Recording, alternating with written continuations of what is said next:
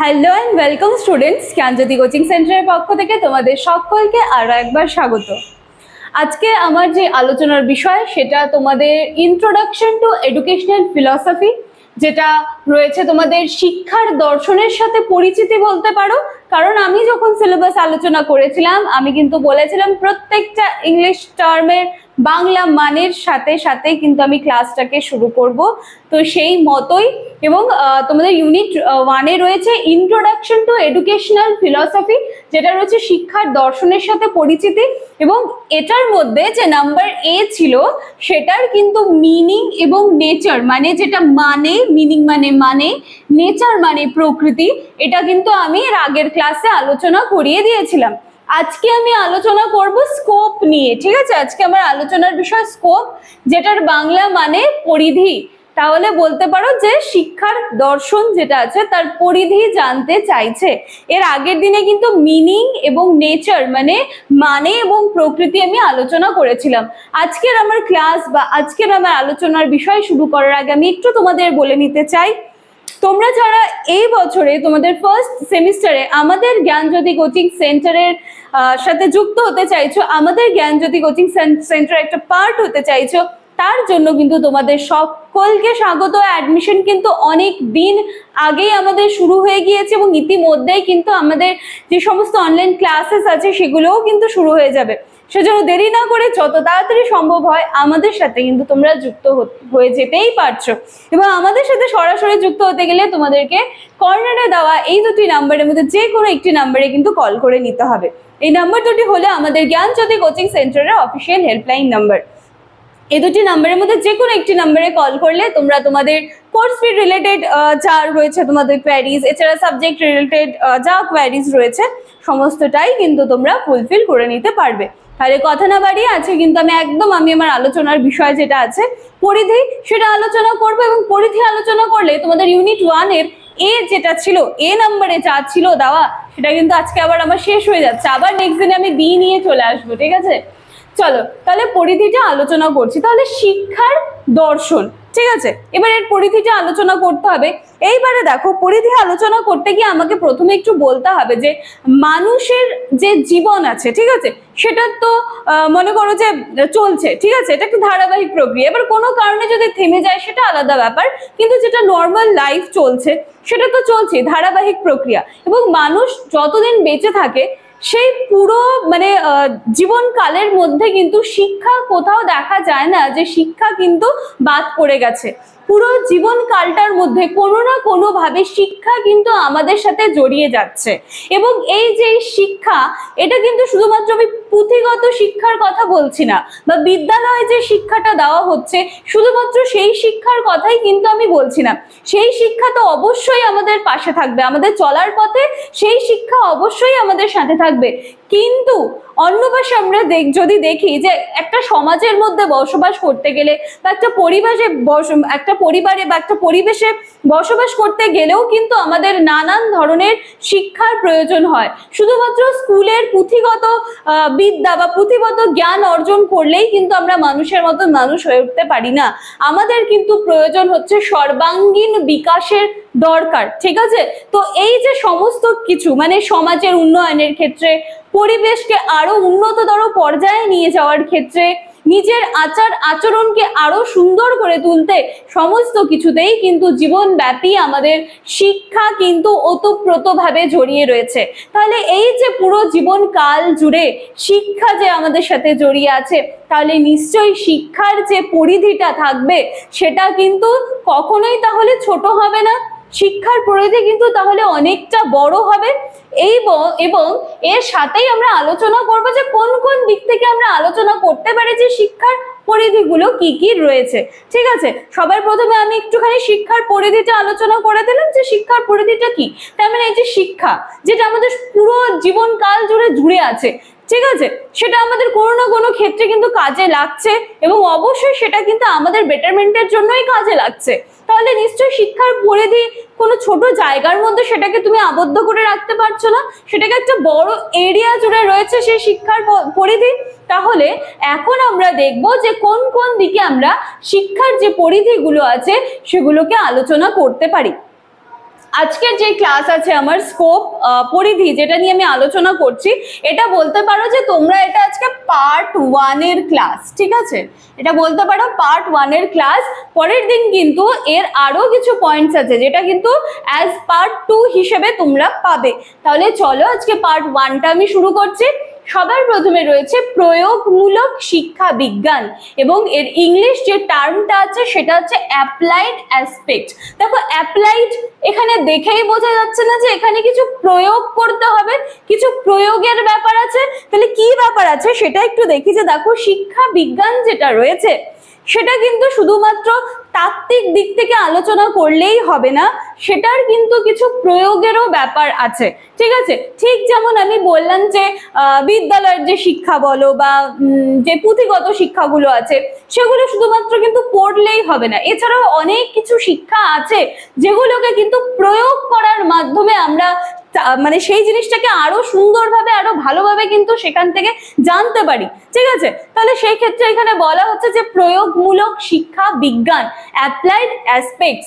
এরপরে রয়েছে নাম্বার 2 শিক্ষার দার্শনিক ভিত্তি, এবং তারপরেই আমরা পেয়ে যাবো একেবারে সমাজতত্ত্বমূলক ভিত্তি। তাহলে দার্শনিক ভিত্তি, তাহলে দেখো এখানে কি রয়েছে ফিলোসফিক্যাল ফাউন্ডেশন, শিক্ষার দার্শনিক ভিত্তি ফিলোসফিক্যাল ফাউন্ডেশন। তাহলে এখানে কি বলা হচ্ছে যে শিক্ষার তত্ত্ব এবং পরিকল্পনা গঠন করতে গিয়ে বিভিন্ন দার্শনিকরা কিন্তু বিভিন্ন নিজেদের মতবাদগুলো রেখেছেন, এবং সেক্ষেত্রে কিন্তু এই মতবাদগুলোও কাজে আসে। এছাড়াও এই শিক্ষার দার্শনিক যে ভিত্তি এটা আলোচনা করতে গিয়ে কিন্তু আমরা প্রয়োগবাদ, বাস্তববাদ, ভাববাদ, এই যে নানান ধরনের যেই বিষয়বস্তুগুলো আছে সমস্তটাই কিন্তু আমরা এক্ষেত্রে পেয়ে যাচ্ছি। মানে কোথায় পেয়ে যাচ্ছি বলতো? শিক্ষার দার্শনিক ভিত্তিতে, যেটাকে বলা হচ্ছে ফিলোসফিক্যাল ফাউন্ডেশন, ঠিক আছে? এরপরে দেখো চলে আসলো শিক্ষার সমাজতত্ত্বমূলক ভিত্তি, সোশিওলজিক্যাল ফাউন্ডেশন। সমাজতত্ত্বমূলক ভিত্তিতে কি বলা হয়েছে যে ব্যক্তির উন্নয়ন শিক্ষার কিন্তু একটা উল্লেখযোগ্য কাজ, যেটা আমি আবারও রিপিট করছি, যেটা আমি বললাম যে শুধুমাত্র পুঁথিগত বিদ্যা অর্জন করলেই হবে না। তুমি একটা সমাজে বাস করছো, সেই সমাজে কিভাবে তুমি অ্যাডজাস্ট করে বসবাস করবে সেটার জন্যও কিন্তু একটা শিক্ষার প্রয়োজন। এবং যেহেতু তুমি পরবর্তীতে ভবিষ্যৎ প্রজন্ম বলা হচ্ছে, তো সেখানে দাঁড়িয়ে তোমার উপর নিশ্চয়ই সেই দায়িত্বটা বর্তায় যে তুমি একটা সমাজকে, তুমি যেই সমাজে আছো, একটা সমাজ বাদ দাও, তুমি যেই সমাজে আছো সেই সমাজ আজকে যেই পরিস্থিতিতে আছে এটা তোমার উপর দায়িত্ব থাকে যে কিভাবে তুমি তোমার মধ্যে থাকা সেই জ্ঞান বা তোমার মধ্যে থাকা সেই শিক্ষার মাধ্যমে সেই সমাজকে আজকে যে পরিস্থিতিতে আছে সেখান থেকে একটা ভালো পরিস্থিতিতে নিয়ে যাওয়ার কথা, ঠিক আছে? তাহলে এই ক্ষেত্রে নিশ্চয়ই শিক্ষা বিজ্ঞানের দরকার রয়েছে, তো সেখানেও একটা প্রয়োগ আমরা দেখতে পাচ্ছি, এবং সেই সূত্রেই এসেছে শিক্ষার সমাজতত্ত্বমূলক ভিত্তি। এরপরে 4 নম্বর রয়েছে মানুষের সর্বাঙ্গীন বিকাশ, ওভারঅল ডেভেলপমেন্ট। এখানে তো ওভারঅল ব্যাপার চলে আসছে, তার মানে কোন কোন দিকটা চলে আসবে? যেরকম আমাদের ব্যক্তিত্ব চলে আসছে, আচরণ চলে আসছে, সমাজে বসবাস করতে গেলে মিলেমিশে চলার যেই একটা ধারণা, এই ওভারঅল বিকাশটা আমাদেরকে করতে হবে, ঠিক আছে? দৈহিক, মানসিক, প্রক্ষোভিক, সামাজিক সমস্ত দিকের বিকাশ কিন্তু এই ক্ষেত্রে চলে আসছে, যার জন্য ওই পয়েন্টটারও নাম সেভাবেই এসেছে ওভারঅল ডেভেলপমেন্ট, মানুষের সর্বাঙ্গীন বিকাশ। আচ্ছা, এরপরে নাম্বার 5 রয়েছে শিক্ষা মনোবিজ্ঞান, যেটা রয়েছে এডুকেশনাল সাইকোলজি, শিক্ষা মনোবিজ্ঞান এডুকেশনাল সাইকোলজি।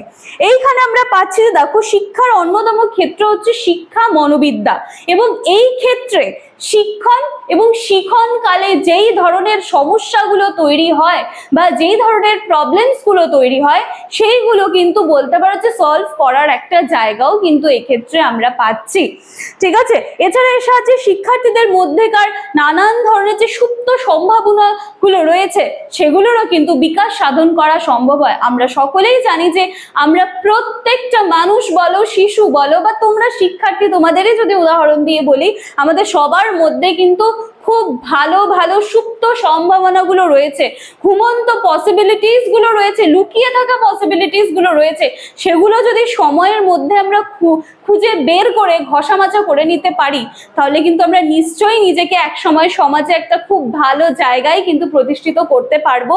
সেই জন্য আমাদের শিক্ষার পাশাপাশি কিন্তু সর্বাঙ্গীন বিকাশ বলো, সেটার কিন্তু অবশ্যই একটা গুরুত্বপূর্ণ ভূমিকা রয়েছে, এবং সেখান থেকে আবার তোমাদের শিক্ষা মনোবিজ্ঞানও চলে আসছে।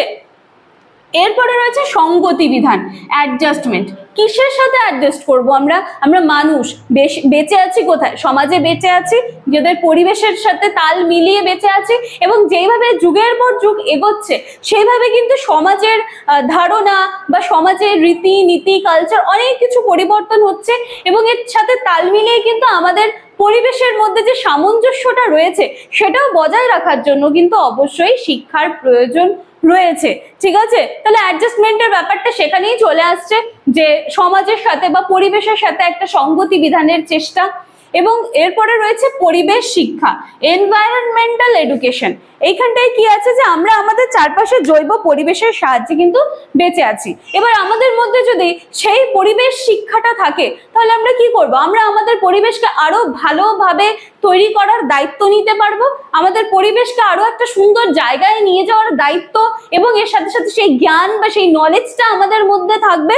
ঠিক আছে, এবং পরিবেশ রক্ষা সম্পর্কিত জ্ঞান শিক্ষার কিন্তু পরিধির অন্তর্ভুক্ত।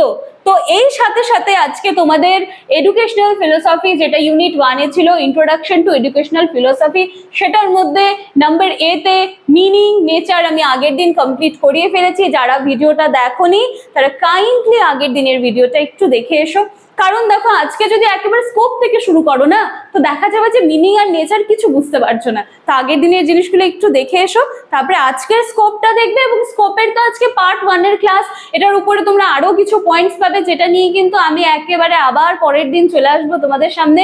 আজকের ক্লাসটা এইটুকুই থাকছে। আশা করছি আজকের ক্লাসটি তোমাদের ভালো লেগেছে, যতটা সহজ ভাষায় সম্ভব হয়েছে, যতটা মানে বলতে গেলে পাতি ভাষায় সম্ভব হয়েছে, আমি কিন্তু চেষ্টা করেছি তোমাদের সামনে পুরো বিষয়টা রাখার। দেখো বইয়ের ভাষাগুলো তো অবশ্যই আমাদের সাথে থাকবে, সেই ভাষার মতো মূল্যবান কোনো কিছু হতেই পারে না, কিন্তু আমি চেষ্টা করি যখন কোনো কিছু বোঝানোর হয় তখন যাতে ভাষাগুলো তোমাদের সাথে রিলেট করে বুঝিয়ে দিতে পারি। কারণ যখন আমরা কোনো কিছু বুঝি সেই সময় মানে তখন যদি আমরা আমাদের পারিপার্শ্বিক পরিস্থিতির সাথে একটু রিলেট করে বুঝি, আমি মনে করি জিনিসগুলো আরো বেশি ক্লিয়ার হয়। এছাড়া বইয়ের ভাষা তো আমাদের থাকবে, আমাদের পেইড ব্যাচে যখন আমাদের অনলাইন ক্লাসেসগুলো নেওয়া হয় তখন তো পুরোটা ডিটেইলস আবার বুঝিয়ে দেওয়াই হয়। তো ঠিক আছে, চলো আর কথা বাড়াচ্ছি না, আজকের ক্লাসটা এইটুকুই থাকছে। ভালো লাগলে লাইক, কমেন্ট, শেয়ার, সাবস্ক্রাইবের আশা রাখলাম। দেখা হচ্ছে নেক্সট দিনের ক্লাসে পরিধির পার্ট 2 নিয়ে। Thank you.